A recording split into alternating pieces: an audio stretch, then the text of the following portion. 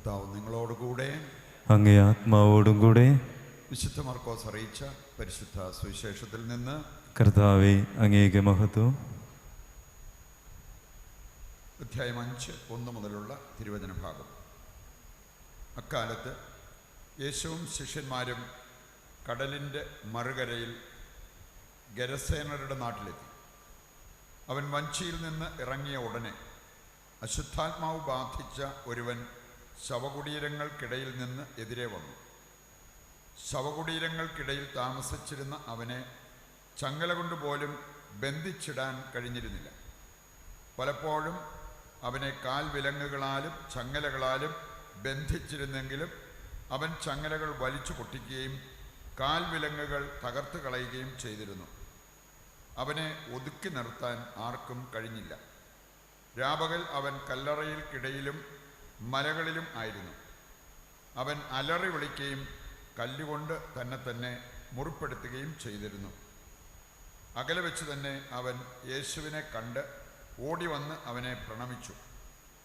ഉച്ചത്തിൽ നിലവിളിച്ചുകൊണ്ട് അവൻ പറഞ്ഞു, മഹോന്നത ദൈവത്തിൻ്റെ പുത്ര യേശുവേ, അങ്ങ് എൻ്റെ കാര്യത്തിൽ എന്തിന് ഇടപെടുന്നു? ദൈവത്തെ കൊണ്ട് ആണയിട്ട് ഞാൻ അങ്ങയോട് അപേക്ഷിക്കുന്നു, അങ്ങ് എന്നെ പീഡിപ്പിക്കരുതേ. കാരണം അശുദ്ധാത്മാവെ, ആ മനുഷ്യനിൽ നിന്നും പുറത്തു വരൂ എന്ന് യേശു ആജ്ഞാപിച്ചിരുന്നു. നിന്റെ പേരെന്താണ്? യേശു ചോദിച്ചു. അവൻ പറഞ്ഞു, എൻ്റെ പേര് ലെഗിയോൺ. ഞങ്ങൾ അനേകം പേരുണ്ട്. തങ്ങളെ ആ നാട്ടിൽ നിന്ന് പുറത്താക്കരുതേ എന്ന് അവൻ കേണപേക്ഷിച്ചു. വലിയൊരു പന്നിക്കൂട്ടം മലയരികിൽ മേയുന്നുണ്ടായിരുന്നു. ഞങ്ങളെ ആ പന്നിക്കൂട്ടത്തിലേക്ക് അയക്കുക, ഞങ്ങൾ അവയിൽ പ്രവേശിച്ചു കൊള്ളട്ടെ എന്ന് അവർ അപേക്ഷിച്ചു. അവൻ അനുവാദം നൽകി. അശുദ്ധാത്മാക്കൾ പുറത്തു വന്ന് പന്നിക്കൂട്ടത്തിൽ പ്രവേശിച്ചു. ഏകദേശം 2000 പന്നികൾ ഉണ്ടായിരുന്നു. അവ കീഴ്ക്കാൻ തൂക്കായ തീരത്തിലൂടെ പാഞ്ഞു ചെന്ന് കടലിൽ മുങ്ങിച്ചത്. പന്നികളെ മേയിച്ചു കൊണ്ടിരുന്നവർ ഓടിപ്പോയി നഗരങ്ങളിലും നാട്ടിൻപുറങ്ങളിലും വിവരമറിയിച്ചു. സംഭവിച്ചതെന്തെന്ന് കാണാൻ ജനങ്ങൾ വന്നുകൂടി. അവർ യേശുവിൻ്റെ അടുത്തെത്തി. ലെഗിയോൺ ആവസിച്ചിരുന്ന പിശാച് ബാധിതൻ്റെ അടുത്തെത്തി. അവൻ വസ്ത്രം ധരിച്ച് സുബോധത്തോടെ അവിടെ ഇരിക്കുന്നത് കണ്ട് അവർ ഭയപ്പെട്ടു. പിശാച് ബാധിതനും പന്നികൾക്ക് സംഭവിച്ചത് കണ്ടവർ അക്കാര്യങ്ങൾ ജനങ്ങളോട് പറഞ്ഞു. തങ്ങളുടെ പ്രദേശം വിട്ടുപോകണമെന്ന് അവർ യേശുവിനോട് അപേക്ഷിച്ചു. അവർ വഞ്ചിയിൽ കയറാൻ തുടങ്ങിയപ്പോൾ പിശാച് ബാധിച്ചിരുന്ന മനുഷ്യൻ അവനോടുകൂടെ പോകുന്നതിന് അനുവാദം ചോദിച്ചു. എന്നാൽ യേശു അനുവദിച്ചില്ല. അവൻ പറഞ്ഞു, നീ വീട്ടിൽ സ്വന്തക്കാരുടെ അടുത്തേക്ക് പോവുക. കർത്താവ് നിനക്ക് വേണ്ടി എന്തെല്ലാം പ്രവർത്തിച്ചുവെന്ന്, എങ്ങനെ നിന്നോട് കരുണ കാണിച്ചുവെന്നും അവരെ അറിയിക്കുക. അവൻ പോയി യേശു തനിക്ക് വേണ്ടി എന്തെല്ലാം ചെയ്തെന്ന് ദക്കപ്പോളിസിൽ പ്രഘോഷിക്കാൻ തുടങ്ങി. ജനങ്ങൾ അത്ഭുതപ്പെട്ടു. കർത്താവിൻ്റെ സുവിശേഷം. ക്രിസ്തുവേ, അങ്ങേക്ക് സ്തുതി.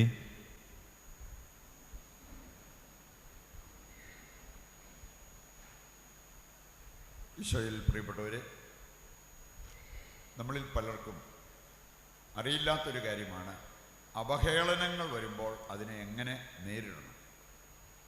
അവഹേളനങ്ങൾ വരുമ്പോൾ ദൈവികമായിട്ട് അതിനെ കാണുന്നതിനേക്കാൾ മാനുഷികമായി ചിന്തിച്ച് എന്നെ അവഹേളിച്ചവനെ തിരിച്ച് ഞാൻ അവഹേളിക്കും എന്നുള്ള ആ ഒരു സ്റ്റാൻഡ് എടുക്കുന്നവരാണ് പലരും. ഇന്നത്തെ ആദ്യ വായനയിൽ നമ്മൾ കണ്ടൊരു കാര്യം, ദാവീദിനെതിരെ തൻ്റെ മകൻ അബ്സലോം അവൻ വരുന്നെന്ന് കേട്ടപ്പോൾ ദാവീദ് പറഞ്ഞു, നമുക്ക് ഓടി രക്ഷപ്പെടാം. ഇവിടെ നിന്ന് കഴിഞ്ഞാൽ അവൻ വരും, നമ്മയും കൊല്ലും, മാത്രമല്ല ഈ ദേശത്തുള്ള സകലരെയും അവൻ കൊല്ലും. അങ്ങനെ ഒരു കൊലപാതകം ഒഴിവാക്കാനായിട്ട് നമുക്ക് ഓടി രക്ഷപ്പെടാം. അങ്ങനെ അവൻ ചെരുപ്പില്ലാതെ നിഷ്പാതകനായിട്ട് നടന്ന് തലമൂടി ഒലിവുമല കയറുന്ന ആ രംഗം നമ്മൾ കേൾക്കുകയുണ്ടായി. അവനും അവനോട് കൂടെ ഉണ്ടായിരുന്ന അവൻ്റെ അനുചരന്മാർ. ഇനി അങ്ങനെ പോകുന്ന സമയത്താണ് ഷിമേയ് വന്ന് ശാപം കൊണ്ട് ഇവനെ പൊതിയുന്നതും അതുപോലെ തന്നെ കല്ലുകളെടുത്ത് ഇവരെ എറിയുന്ന ഒരു രംഗം. ഇത് കണ്ടോണ്ട് അബിയായി സൂചിപ്പിച്ച ഒരു കാര്യം, ഈ ചത്ത പട്ടി എന്തിനാണ് എൻ്റെ യജമാനെ ഇങ്ങനെ അവഹേളിക്കുന്നത്?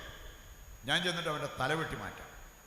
ഇങ്ങനെ പറഞ്ഞപ്പോൾ ദാവീദ് പറഞ്ഞൊരു കാര്യം, അതാണ് നമുക്ക് ഈ അവഹേളനങ്ങൾ വരുമ്പോൾ എങ്ങനെ അതിനെ നേരിടണം എന്ന് നമ്മൾ പഠിക്കേണ്ടത്. ദാവീദ് പറഞ്ഞൊരു കാര്യമുണ്ട്.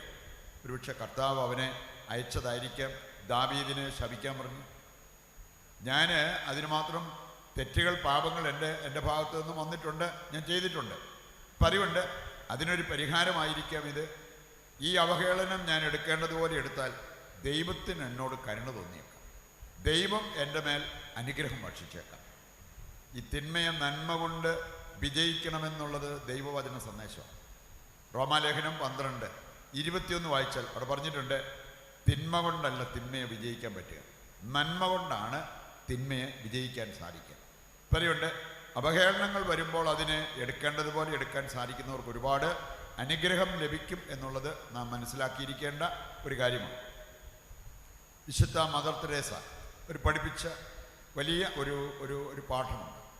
അവർ പറഞ്ഞത്, അഹങ്കാരികൾ അഹങ്കാരത്തിൽ നിന്നും പിന്മാറണമെങ്കിൽ എളിമ പരിശീലിക്കണം, വിപരീത പുണ്യം പരിശീലിക്കണം. എളിമ പരിശീലിക്കാൻ ഏറ്റവും നല്ല 2 കാര്യങ്ങൾ മദർ തെരേസ പറയുകയുണ്ടായി.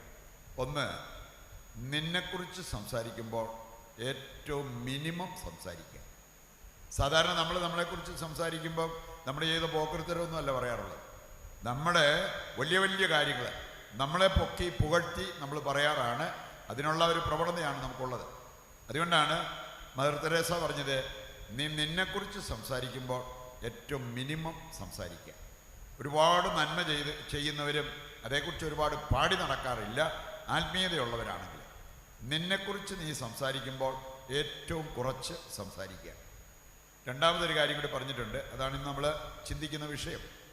രണ്ടാമത്തെ കാര്യം ഇതാണ്, അവഹേളനം അനർഹമാണെങ്കിലും പരാതി കൂടാതെ അത് സ്വീകരിക്കുക. ദാവീദ് ചെയ്തൊരു കാര്യം അതാണ്. അവഹേളനം അനർഹമാണെങ്കിലും, ചിലപ്പോൾ നമ്മൾ അർഹിക്കാത്ത അവഹേളനം, അത് ഭാര്യ അവഹേളിക്കുന്ന ഭർത്താവ്, ഭർത്താവിനെ അവഹേളിക്കുന്ന ഭാര്യ, മാതാപിതാക്കളെ അവഹേളിക്കുന്ന മക്കൾ, ഇങ്ങനെ ചിന്തിച്ചു കഴിഞ്ഞാൽ ഒരു നിര കാണാൻ പറ്റും. അവഹേളനം അനർഹമാണെങ്കിലും അവ പരാതി കൂടാതെ സ്വീകരിക്കുക.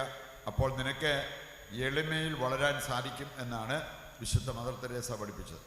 അപ്പോൾ പ്രിയപ്പെട്ടവരെ, ഈ ഒരു മേഖല നമ്മൾ റിപ്പയർ ചെയ്താൽ ഒരുപാട് അനുഗ്രഹങ്ങൾ ദൈവത്തിൽ നിന്ന് പ്രാപിക്കാൻ സാധിക്കും എന്നുള്ളത് നാം തിരിച്ചറിയേണ്ട ഒരു യാഥാർത്ഥ്യമാണ്.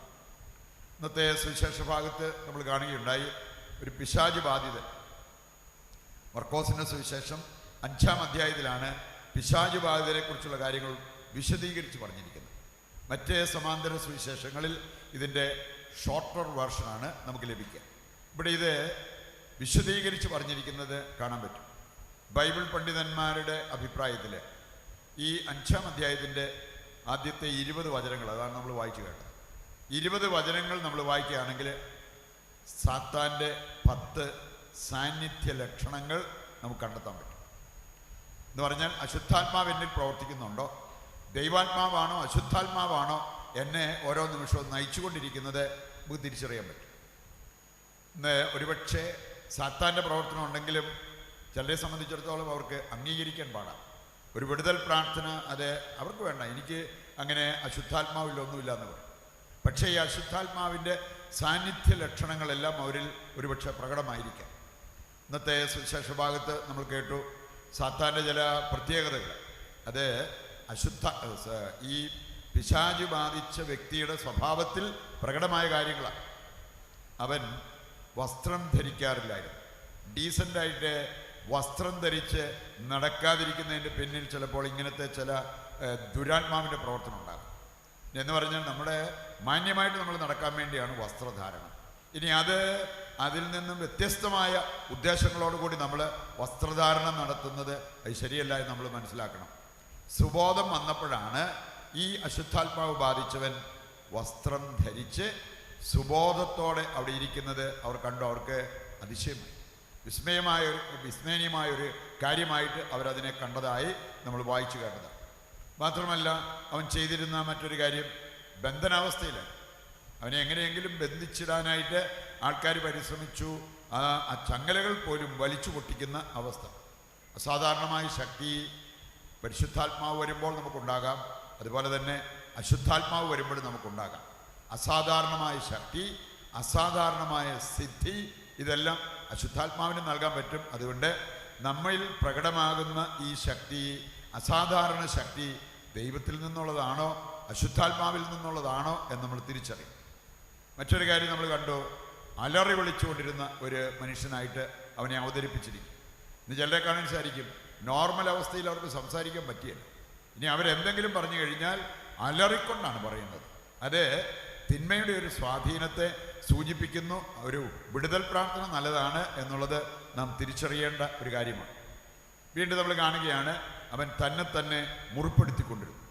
ചിലരെ സംബന്ധിച്ചിടത്തോളം എന്തെങ്കിലും ഒരു അനിഷ്ടമായ കാര്യം വന്നു കഴിഞ്ഞാൽ ഉടനെ അവരെ തന്നെ മുറിപ്പെടുത്തുന്ന, അല്ലെങ്കിൽ അതിനുള്ള സാഹചര്യം നോക്കി ഓടി നടക്കുന്നവരെ കാണാൻ പറ്റും. മാത്രമല്ല അതിലെ പോയവരെ അവൻ ഭയപ്പെടുത്തുകയും അവരെ വിഷമിപ്പിക്കുകയും ചെയ്തു. ഇങ്ങനെ ഏതാനും ചില കാര്യങ്ങളെ ഞാനിവിടെ സൂചിപ്പിച്ചുള്ള 10 സാന്നിധ്യ ലക്ഷണങ്ങൾ ഈ മർക്കോസിൻ്റെ 5:1 മുതൽ 20 വരെ വായിച്ചാൽ നമുക്ക് കാണാവുന്നതാണ്. അതുകൊണ്ട് പ്രിയപ്പെട്ടവരെ, പിശാചുണ്ടായിട്ട് പിശാചില്ലെന്ന് പറഞ്ഞ് നമ്മൾ നടന്നാൽ ഒരിക്കലും നമ്മുടെ പ്രശ്നം തീരത്തില്ല. അശുദ്ധാത്മാവിൻ്റെ സ്വാധീനം നമ്മളിൽ ഉണ്ടെങ്കിൽ ഒരു വിടുതൽ പ്രാർത്ഥന എടുത്തു കഴിയുമ്പോൾ നമുക്ക് ദൈവമക്കളുടെ സ്വാതന്ത്ര്യം അനുഭവിച്ച് ജീവിക്കാൻ പറ്റും. ഈ സന്ദേശം ഹൃദയത്തിലേക്ക് ഏറ്റെടുത്തുകൊണ്ട് ശരിയായ അർത്ഥവത്തായ ഒരു ക്രിസ്തീയ ജീവിതം നയിക്കുവാൻ, നമ്മുടെ ജീവിതത്തിൽ വരുത്തേണ്ട മാറ്റങ്ങൾ വരുത്തി മുമ്പോട്ട് പോകുവാൻ വേണ്ട കൃപയ്ക്കും അനുഗ്രഹത്തിനുമായിട്ട് ഇന്നത്തെ ബലിയിൽ ദൈവത്തോട് നമുക്ക് പ്രാർത്ഥിക്കുകയും ചെയ്യാം.